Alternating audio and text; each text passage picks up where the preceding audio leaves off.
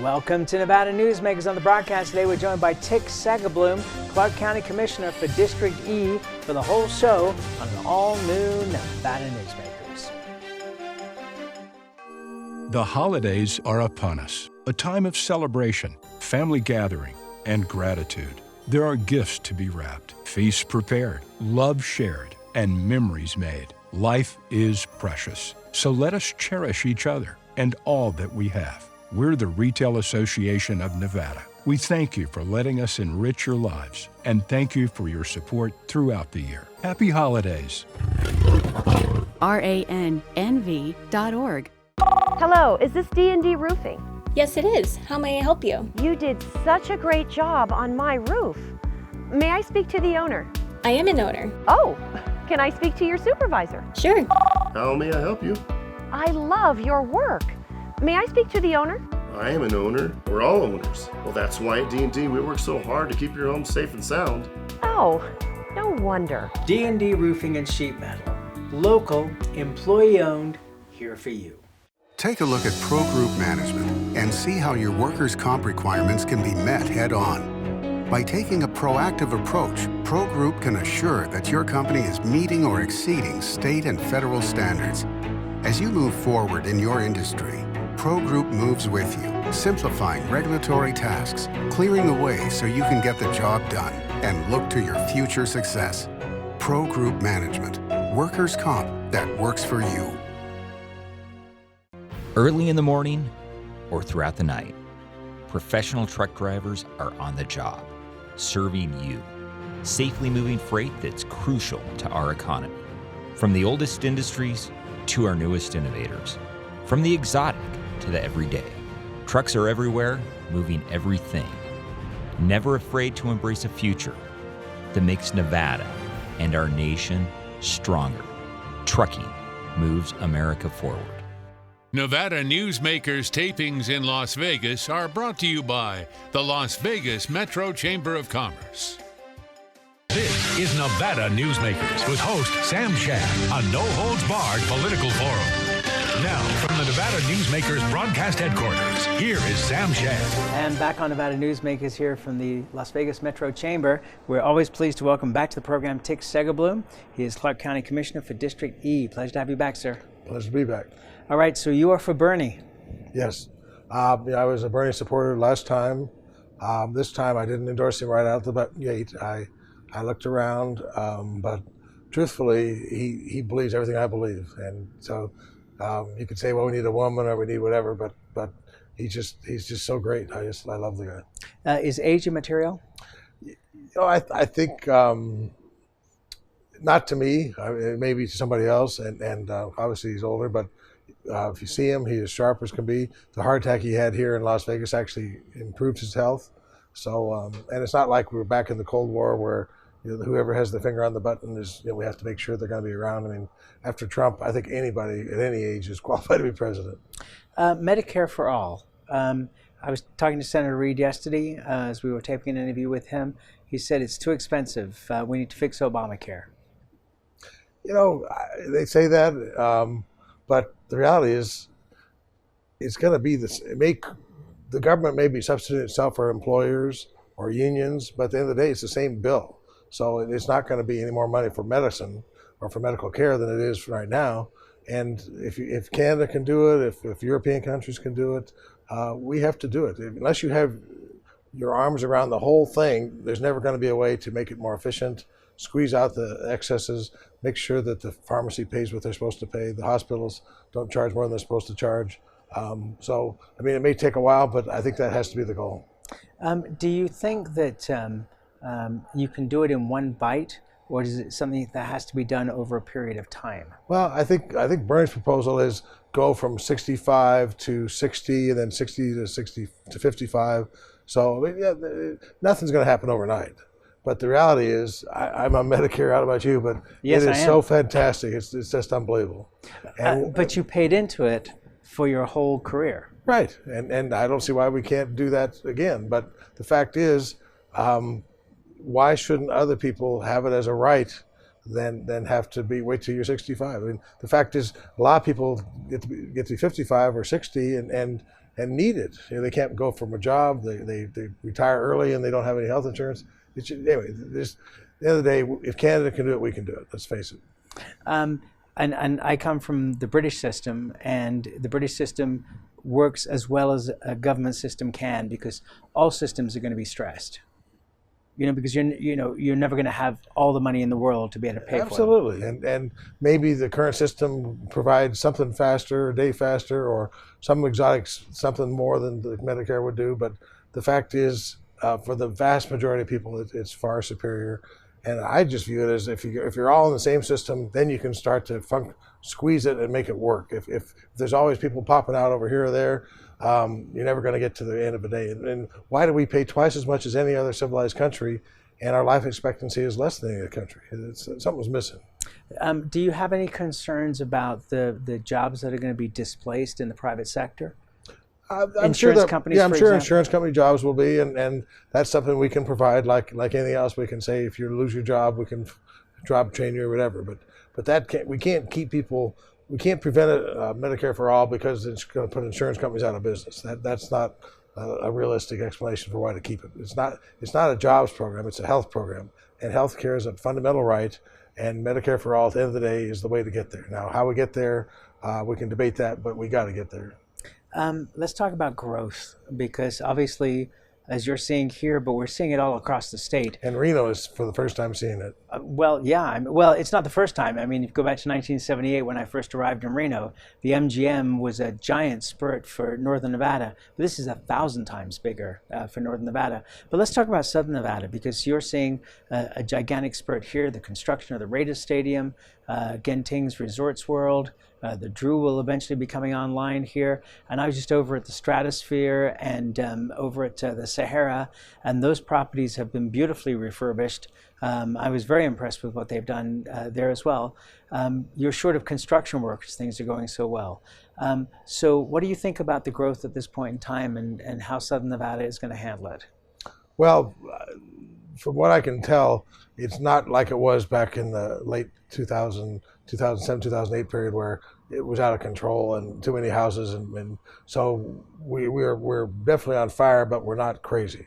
Frankly, the biggest problem I see right now is that the stadium's going to end, the convention center is going to end. So some of these jobs that hire a lot of tradesmen are going to be out. We're going to have to find some new projects for them. We talk about a railroad and some other things, but growth has always been an issue in Southern Nevada. We're more used to it, but at the end of the day, we shouldn't have a system where your schools are overcrowded, our roads are overcrowded. We should focus on our quality of life. So I can't control it today, but going forward, we should have a tax structure that pays for itself. And that's what I've always said, growth does not pay for itself. And that's why we're always behind as far as schools and roads. Let's try to figure out a way that we can have it pay, if we're going to put a new housing development, they have to pay forward for the fire station, for the cop station, for the roads, things like that. One thing I did want to mention is that, of course, the convention center project, once the expansion is done, then they will go back and refurbish the rest of the convention center. So that project will actually last through 2024, is my understanding. Right, but again, we can see these are huge public sector jobs that we tax money that we're putting to work, and they employ lots of people and they're great for the economy. But if you can see they're going to end, then let's start to look at what's going to follow that. Because at the end of the day, that is a primary mover of our economy, and we can't just say, oh, by the way, we're done now, let the private sector pick it up. Do you see more hotel casino projects on the drawing board beyond the ones that we're currently aware of? I think between the Treasure Island and the new Resorts World, there's going to be something. The wind owns that property, and there's going to be something built there. There's also the property, Jackie Robinson's property between the Sahara and what's going to be the Drew. But other than that, there's really not much property left on the Strip. So it's going to definitely be a lull. And that's how we've always been. We've always had a couple of casinos, and then for 10 years, there's nothing, then a move on. Now, the other thing is, you're right there at the corner of Sahara and the Strip, which is, again, my district. MGM had an event center, and that was just bought out by the guy that owns Treasure Island. Yeah, so that could be a great project of some type. But nothing on the drawing boards right now. Yeah, well, he just appeared before the Gaming Control Board and had what sounded to me like some pretty exciting ideas for what he wants to do with that Circus property. Yeah, Circus would be great to revitalize that. And he's got 100 acres. I mean, the 50 of them are currently in use with Circus itself and Adventure Dome, etc. But he'll have close to 50 acres to be able to develop something himself or sell it if he wants to. Yeah. So again, but once that's done, so there's really not that much left. So after that, I'm not sure, but we always reinvent ourselves and tear something down and build it bigger and better. But I would like to see at least moving towards making the strip a mall, have some kind of a light rail or something down the middle of it, but let people walk back and forth. The new thing is people walking, and it just seems to me that strip is built for that. All right, so how do you do that? Where do you put the traffic? Well, I'm not sure. That's why looking forward, it's going to take 10 years or more to do it, but let's start thinking about that, having the cars come in from the back, and anyway, it's something that we ought to look at, in my opinion. Okay, all right. We're talking about transportation. Let's talk about Ivanpah. Commissioner Kirkpatrick was on the program the other day. She said that before her term is done, and she would have potentially 10 years left on the commission, that Ivanpah Airport will be in business. You feel the same way? It's really beyond me as far as prediction, but I can just tell you this: I'm not opposed to it, but I think the longer we wait, the better. Because what I see happening is Ivanpah, as soon as it starts being built, then the houses are going to just follow I-15 all the way to California. And that's the thing I really oppose. I think to the extent we can, let's keep the growth in the valley. Once you start the spread, then the traffic problems and the air pollution problems and just the sustainability problems as far as environment, I just very strongly oppose that. So you would have been in agreement at the time with Dina Titus and her Ring Around the Valley? Absolutely. I would say that's my philosophy. All right. So that means you got to build up. Right, and that's my district. So not to be it's self-serving, but the reality is let's squeeze back in. That's how environmentally you prevent the cars. All the problems we have are all tied to spreading out, and so if we could increase density and move back in, that's the future, in my opinion. I just came from Sunrise Hospital this morning. They just announced a new wing that they just completed. I don't know how many beds it was, but here we have actual development coming back to inner city, which is great. The valley is on its way to 3 million people. We're over. We just went over like 2 weeks ago. Well, you're over 2 million. No, I'm sorry, you're right. Over 2. But stay with over 3 million, right? We're heading towards 3 million. Right. So you feel that can all be concentrated within the valley? Oh, absolutely. I mean, single-family homes are everywhere. I mean, it would be very easy to go up lots of places, and it won't be an issue. The bigger problem is going to be water at some point, but they tell us we have enough water, so we'll see. But again, you use less water, the higher density. Well, and that's true. And also residential is a lot less water usage than agricultural, for example. So, and you have that's been a big discussion on this program over the last week was, the 50-year water plan is in effect. And so there should be enough water, according to the Southern Nevada Water Authority. Do you disbelieve that? I will say this. When I said to them, if we had 20% less, because they're kind of on 300,000 acre feet from the Colorado River, assuming global warming happens and the Colorado River allocation goes down 20%, which would be 240,000 acre feet, is that enough? And they kind of like, well, they kind of stutter. And then that's when the pipeline comes up and all that stuff that we oppose. So all I can tell you is we are the Israel of the United States. We should be focusing every day on saving water, on new technologies. We should increase our water rates for higher users, to have UNLV partner with us, to just think of any way we can to use less water per capita, because we're in the desert, let's face it. All right, let's take a break. More with Segerblom when we come back. Tamarack Junction is South Reno's hotspot with over 450 of the latest slots and video games. Sully's Sports Bar, the Dining Car Restaurant, William Hill Sportsbook, and the Tamarack Steakhouse and Lounge. We're just north of the Summit Mall in South Virginia. Yeah. Because of UMC, I'm putting my free time to good use. Because of UMC, she keeps me on my toes. Because of UMC and this guy, I'm here. UMC, the highest level of care in Nevada. Hi, I'm Eric Robnett, owner of Home Energy Experts. Has this ever happened to you? Honey, did you remember to turn down the thermostat? Forgetting to set the temperature? Not fun. We can help. Our new smart thermostat keeps the temperature set for your comfort all by itself. I'm feeling hot now. To increase your comfort, go to homeenergyexperts.com for details. That's homeenergyexperts.com. The signs and symptoms of cataracts can start out small with subtle changes in your vision. So don't wait. Be proactive and take your vision into your own hands. If you're experiencing the onset of cataracts or just have questions, contact your eye care professional or call Eye Care Associates of Nevada today. Dr. Hiss has years of experience specializing in the surgical correction of eye disorders and has completed over 84,000 vision correcting procedures. At Eye Care Associates of Nevada, we'll change the way you look at the world. The Tamarack Junction Steakhouse is known for signature steaks, handcrafted cocktails, and world-class wines. Join us Thursdays and Friday nights from 4:30 to 6:30 in the Steakhouse Lounge for live music, gourmet plates, and well-priced wines, just north of the Summit Mall on South Virginia. This is Nevada Newsmakers. And back on Nevada Newsmakers, we continue our conversation with Tick Segerblom. He's Clark County Commissioner for District E. Diversity. I mean, if you look at the Clark County Commission, not a lot of diversity. If you look at the stadium board, not a lot of diversity. What are your thoughts on that? Well, I'm upset, and it's tough for me to be too upset as a white male. But the fact is, it's pretty amazing. Where the legislature is over half women, and the state and the county commission is 1 out of 7 is only a woman. We have no Hispanics on the county commission, even though the population is 30%. No Asians. The population is 15%. So we need to start looking at that. The stadium board is an even better example of, I think of the stadium board, there's 1 African American and 1 woman. There's a position coming up later this month the county commission is going to appoint. It's currently held by Tommy White of the Labor's Union. I'm pushing Gioconda Aguirre Klein, who's head of the culinary union, for that position. She's a Nicaraguan female. She's great in the service industry, and she would bring some diversity, which is very important. So I think it's important to look at these positions when they're up, to see how we can bring in ordinary people and the boards and elected officials represent their constituencies.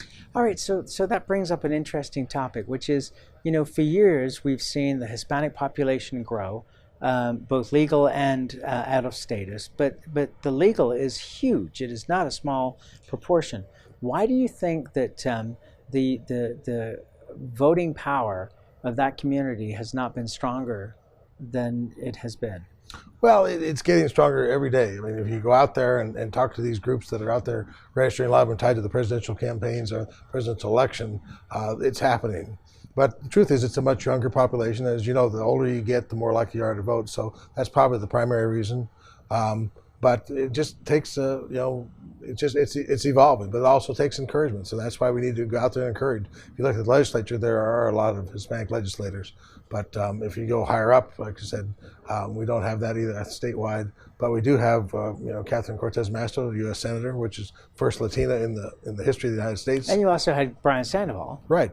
So, I mean, we do have representation, and trust me, it is growing. You can't believe these young people that are getting involved and how exciting they are.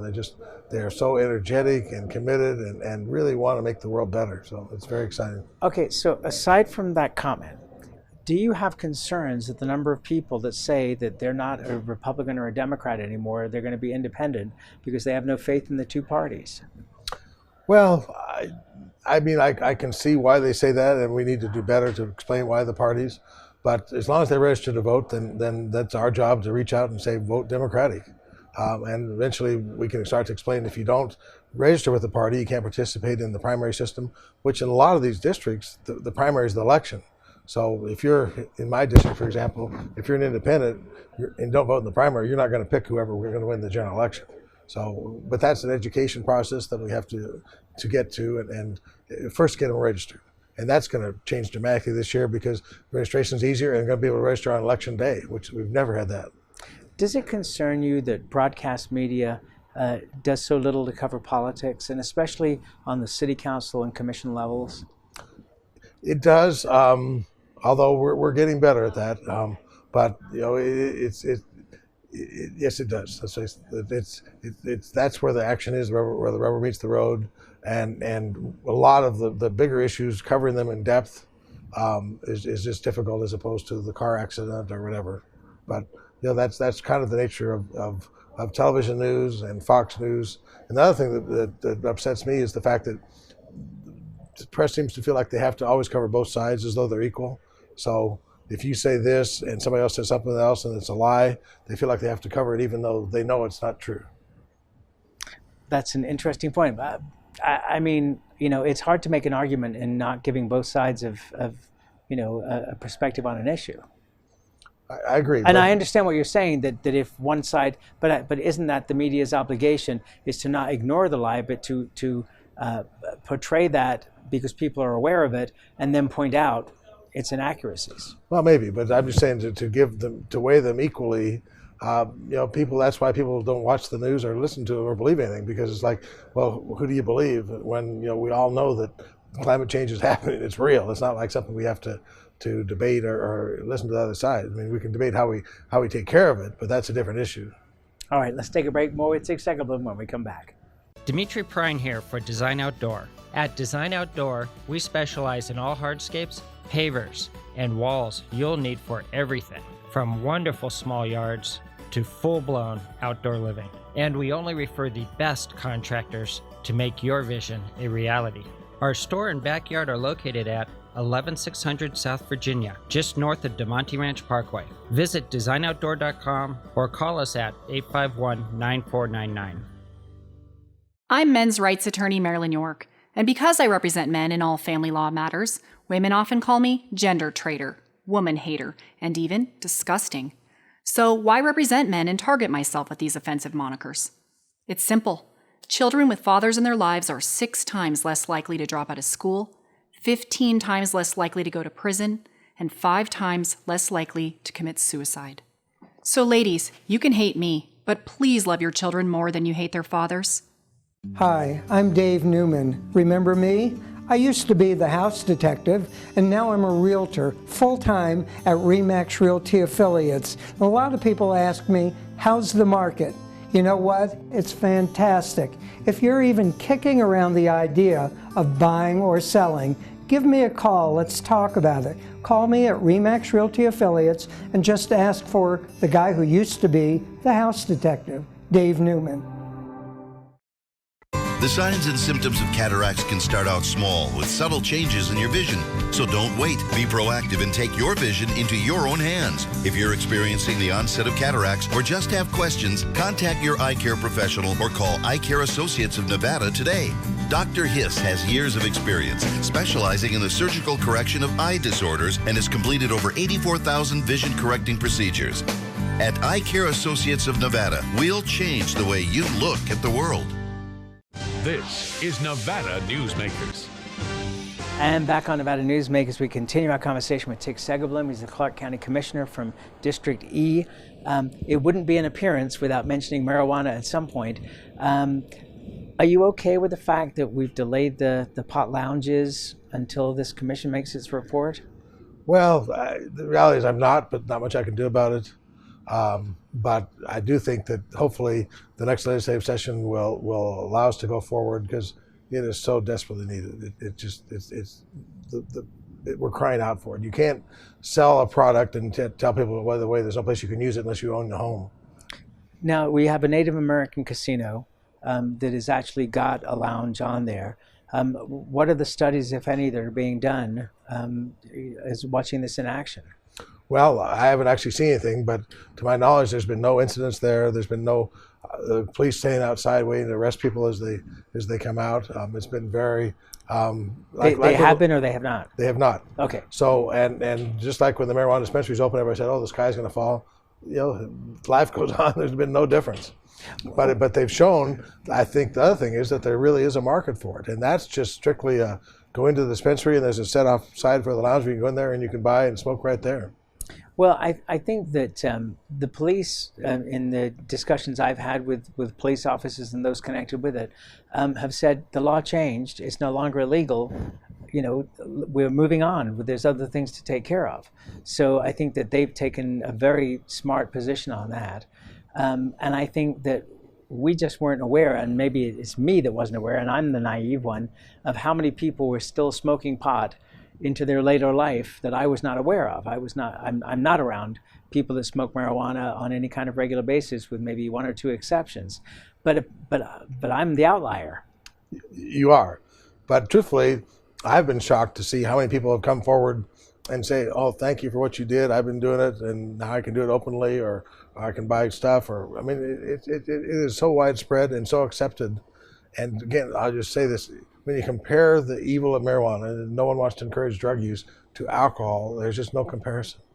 I mean, every day we have literally a DUI fatality in this city. It's criminal, and yet we allow bars, everything out there. And so I'm supporting a small tax on alcohol to be used to address the side effects of alcoholism, do it for homeless, to do it for criminal justice reform. But it's amazing the amount of damage that alcohol does compared to marijuana, and marijuana is taxed 30% on the dollar. And that's where we have to leave it, my friend. Thank you always for being here. I always appreciate you being here. Thank you. And we'll be right back. Nevada Newsmakers tapings in Las Vegas are brought to you by the Las Vegas Metro Chamber of Commerce. A bird's eye captures its surroundings at different heights. At Brian Culpa Photography, we can make your imagination soar over buildings, parks, cityscapes, and beyond. Brian's images tell the story and get the job done. If you need a new perspective to tell your story, contact Brian today. Brian Culpa Photography. Experience the bird's eye view at brianculpaphotography.com. Hi, my name's Marilyn Miner, and I'm sure you'd agree that Nevada's a very special place to live. I was born here, and my husband and I have raised our family here. I feel it's a privilege to live and work in the Truckee Meadows. I especially enjoy helping my clients reach their real estate goals. Sometimes the smallest details provide the greatest satisfaction. I'd be complimented to talk to you about your next move. Call Marilyn Miner at Dixon Realty, 742-1280, or log on to marilynminer.com. St. Ives Florist, for every holiday and every special occasion. For romance. Custom home design. We have the largest selection of fresh flowers in northern Nevada. And we also offer a large selection of unique gift items. Come see me, Lorianne, at St. Ives Florist, 700 South Wells Avenue, or call me at 333-9190. Pro Group Management is the place where companies can find workers' comp solutions that are designed to meet their specific business requirements. As regulations evolve, Pro Group takes a proactive approach to clear the path to make sure your business stays ahead of the curve. Knowing your workers' comp program is optimized, you can focus on other important matters related to your growing business. Pro Group Management, workers' comp that works for you. As always, you can watch Nevada Newsmakers 24 hours a day at nevadanewsmakers.com, or you can subscribe to our YouTube channel. We'll see you on the next broadcast.